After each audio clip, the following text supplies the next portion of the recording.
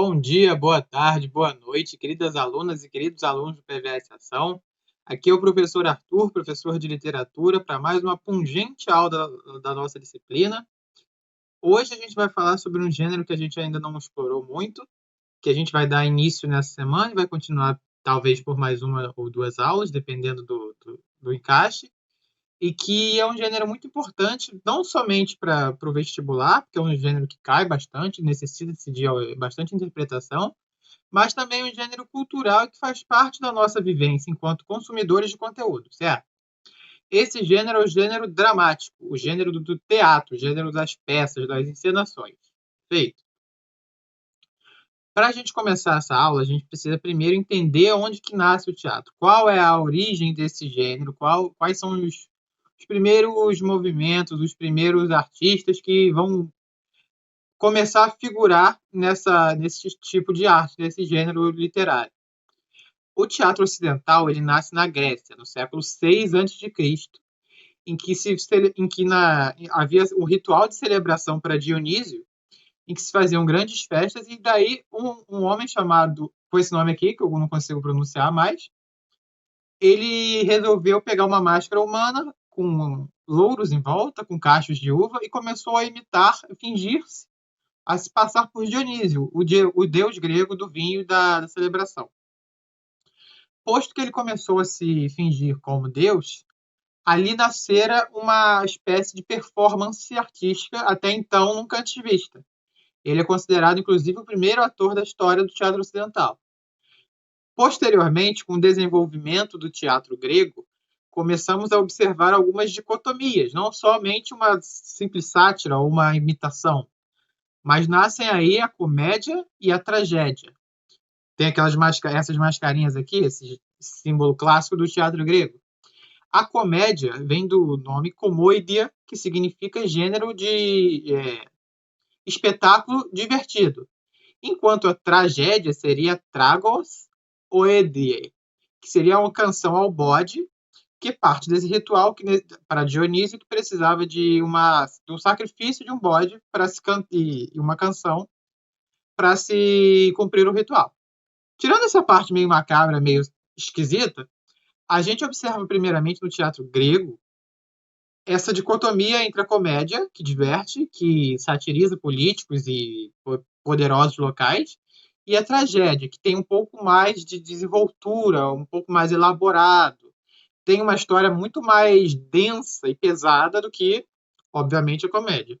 Uma das maiores peças desse período, e que até hoje ela é famosa, não só por si, mas como ela dá, pela estrutura que ela dá origem, muitas novelas estão baseadas nela, não só brasileiras, como mexicanas também, do Ocidente de uma maneira geral, é uma peça de Sófocles, que se chama Édipo Rei. Nessa peça, Édipo ele é condenado, um oráculo, na verdade, ele informa aos pais de Édipo que esse filho, ao crescer, ele vai matar o pai e casar-se com a mãe. Sabendo disso, seu pai, Laio, e sua mãe, Jocasta, decidem abandonar o bebê e largá-lo em algum lugar para que ele morresse e essa profecia não se concretizasse. Um casal encontra esse homem, tal qual esse bebê, tal qual o super-homem, né, encontrado, ele é criado, e ao saber da maldição, ele resolve fugir de casa para que isso não acontecesse. Ele se torna, posteriormente, ele mata o pai biológico, casa-se com sua mãe, e o oráculo, no final das contas, estava sempre certo. Porque, mesmo eles tendo deixado a criança para morrer, Tebas acabou vendo esse regicida, esse patricida, casar-se com sua mãe, se tornar-se rei ao matar seu pai. Posteriormente, depois dessas aventuras de grego gosta de um problema. Depois, um outro grande marco do teatro é um senhorzinho chamado William Shakespeare. William Shakespeare vai ser um dos grandes dramaturgos da história, não só da Inglaterra, mas da história do mundo ocidental e talvez do mundo do modo geral. É justo, né? Passar isso para dar esse título a ele, porque Shakespeare vai criar estruturas de roteiro muito abertas e muito versáteis para que fossem usadas em diferentes épocas e além das suas temáticas e das suas nuances de bastante atemporalidade. Apesar de serem obras datadas do seu século, Shakespeare, tal qual Lord Byron, vai ser um excelente exemplo de como que a literatura pode alcançar o eterno. Por quê? Porque suas obras são lembradas até hoje. Romeu e Julieta, em que há um casal com um amor vivaz, um amor voraz, em que nem a morte é capaz de detê-los. Tem Hamlet com a clássica frase ser ou não ser, eis a questão, com a caveirinha na mão. Bota uma caveira aqui para mim, edição. Obrigado. Além de muitas outras, em que Shakespeare também se aventura na poesia, também se aventura em outros gêneros diversos. Ele é excelente, vale ser lido, as traduções valem ser lidas, os seus poemas valem ser lidos. É meio óbvio falar que Shakespeare é importante ser lido, mas tudo bem, né? Posteriormente, trazendo mais para o nosso universo da literatura lusófona, literatura em língua portuguesa, a gente vai ver um grande destaque para Gil Vicente. Gil Vicente, eu já citei ele aqui quando eu falei lá dos anos de 1500, que ele em Portugal vai criar o primeiro grande expoente literário de gênero teatral, que a gente vai observar nessa nossa cultura lusófona, nossa cultura em língua portuguesa. Gil Vicente escreve suas peças em autos, que são passagens com teor bíblico, com teor religioso, na verdade, em que ali ele vai declamar algumas em forma de teatro, né, em forma de não declamar como um poeta, perdão, mas sim ele vai pôr na boca dos personagens passagens e provações heróicas e tudo com um pano de fundo bastante religioso que tem muito a ver com a época em que se vivia, em que a religião ainda tinha grande poder, ainda tem hoje, mas antigamente era muito maior, o poder e a influência que ela exercia na população. Ele vai estrear com essa peça aqui e vai se notabilizar, além de outras obras, principalmente por O Alto da Barca do Inferno, em que desce um cidadão acompanhado por um anjo e lá no inferno ele começa a se provar frente aos desafios, às agruras que o diabo lhe promove, lhe provoca, e ali tem toda uma passagem de coragem, de bravura, de força da fé, em que um verdadeiro cristão deveria ter, que ele vai se provar, isso vai se demonstrar no decorrer da obra. Trazendo para o Brasil, eu gostaria de hoje levantar 3 momentos da nossa literatura teatral. O nascimento da nossa literatura teatral, o nascimento do teatro no Brasil, que se dá pelo mesmo motivo em que se der em outras ambientações, em outros países, com a missão jesuítica para ensinar e passar lições, passar valores para os nativos, os indígenas que aqui viviam. Esses jesuítas buscavam, através dessas interpretações, dessas representações, passar ensinamentos cristãos, passar conceitos cristãos de culpa, de fé, de penitência, de diversos valores em que se havia necessidade catequética de passar para os indígenas, né? A necessidade deles de passar isso para os indígenas, como uma forma de dominação. Posteriormente, a gente vai ver o teatro de rua nascendo no Brasil, que é um complexo bastante vasto para eu tocá-lo agora, então eu vou passar diretamente para um dos nossos maiores nomes do teatro, que é Nelson Rodrigues. Eu sei que vocês vão lembrar de muitos outros autores, mas eu gostaria de citar Nelson Rodrigues, porque ele traz o teatro para uma realidade mais brasileira, para uma realidade mais urbana, menos pura, menos heróica, como foi Édipo, como era o Alto da Barca do Inferno, e transforma em uma coisa mais reflexiva. Ele faz um teatro de personagem, que cada personagem é um complexo tão grande dentro de si, que a história é um pano de fundo para que se observem os complexos das interações entre os personagens. É muito menos uma representação de uma grande história e muito mais uma reflexão acerca da pessoa, do indivíduo. E uma outra obra que eu gostaria de citar aqui é O Alto da Compadecida. Sim, é um livro, é um filme, mas também é uma peça teatral. Como todo alto, tem um fundo religioso, né?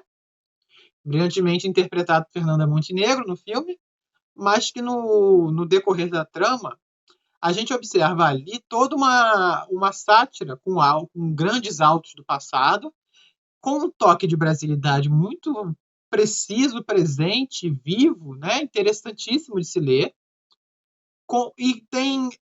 Ele compactua dessa mesma vontade do Nelson Rodrigues de trazer uma coisa mais brasileira. Nelson Rodrigues um pouco mais urbano, mais para a capital federal, né, Rio de Janeiro. Ariano Suassuna um pouco mais para o interior do Nordeste brasileiro. Tanto um como o outro vão ser geniais em suas obras, não tem um maior do que o outro, e que vão explorar um pouco da nossa cultura, do nosso folclore, dos nossos hábitos, dentro de uma representação teatral. E antes de eu concluir essa aula, eu queria apresentar para vocês como que se dá um texto teatral. Primeiramente, para a gente lembrar um pouco de como que são os 3 grandes gêneros literários, temos primeiro o gênero poético, que se dá em versos, tem um eu lírico, que vai declamá-los, e é um texto normalmente bastante subjetivo, né? Como a gente viu nesses anos todos de literatura que nós estudamos, é um texto que fala muito sobre o autor, sobre o eu lírico, um texto introspectivo. O gênero da narrativa, o gênero narrativo, que vai ter um narrador contando uma história. Seja ele observador, seja ele personagem, seja ele onisciente, seja ele somente uma voz que conta sem muitas nuances, somente para arrumar cronologicamente os fatos, mas vai ter um narrador. E o texto vai se dar em prosa, vai se dar em texto corrido, né? E tem também, agora sim, o gênero dramático, que é o gênero do teatro. Ele vai se organizar em falas de personagens. Não precisa, pode, mas não precisa ter um narrador, não é obrigatório. Não é uma pessoa declamando sozinha algo que sente. Pode ser um monólogo, mas não precisa. Mas tem que ter personagens, pelo menos um. No máximo, infinito, não tem máximo. Mas no mínimo um personagem para ser um monólogo. Vai ser um diálogo e por aí vai, né? O gênero teatral, como eu mencionei, ele se dá em falas. No início de cada fala, há uma instrução para os atores de qual interpretação o autor ou o diretor da peça gostariam que fosse dada àquele texto.